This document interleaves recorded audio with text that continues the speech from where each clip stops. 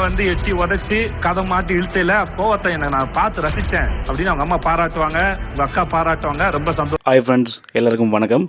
இந்த big Boss season 9 நம்ம எல்லாருமே எதிர்பார்த்துக்கிட்டு இருந்த ஒரு விஷயம் நடந்திருக்கு. அதாவது கம்ருதீன், பாரு எப்போ வெளியேறுவாங்க அப்படிங்கிற பல கேள்விகள் இருந்துக்கிட்டே இருந்தது.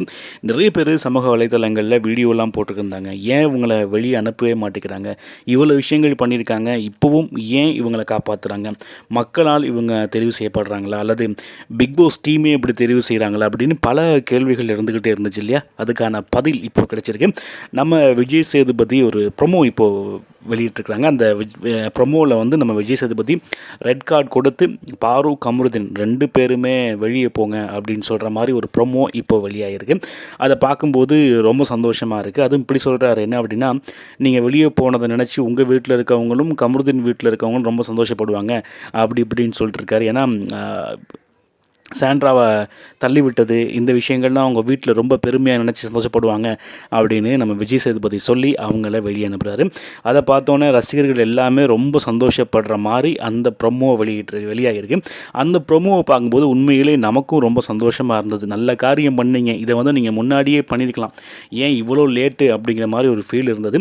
இருந்தாலும் இந்த விஷயத்துக்கு கட்டாயம் கம்ருதீன், பாரு வெளியேற்றப்பட வேண்டும் அப்படிங்கிற விஷயம் இப்போது நல்ல விஷயமாக முடிஞ்சிருக்கு. அவங்கள வெளியே அனுப்புகிறாங்க அப்படின்னு நினைக்கும் போது ரொம்ப ரொம்ப சந்தோஷமாக இருக்குது.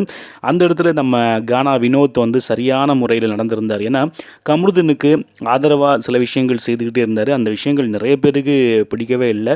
எப்படா அவரை விட்டு வெளியே வருவார் அப்படின்னு சொல்லி எதிர்பார்த்துக்கிட்டு இருந்தவங்களுக்கு நேற்றைய தினம் சாண்ட்ரா தள்ளிவிட்ட பிறகு நம்ம கானா வினோத்தும் வெளியே ஓடி போய் சாண்ட்ராவுக்கு ஆதரவாக பேசியிருந்தது ரொம்ப சந்தோஷமான விஷயமா இருந்தது. அதே மாதிரி நம்மளோட சபரி ஏன் இருக்கோம் எதுக்கு இருக்கோன்னு தெரியாமல் கொஞ்சம் காலம் இருந்துக்கிட்டே இருந்தார். சும்மா சம்மந்தமே இல்லாமல் கோபப்படக்கூடிய ஒரு ஆள் தான். ஆனால் நேற்றைய தினம் சரியான முறையில் கோபப்பட்டது இன்றைக்கி பல ரசிகர்கள் அவருக்கு தேடி கொடுத்துருக்கு அப்படின்னு கூட சொல்லலாம்.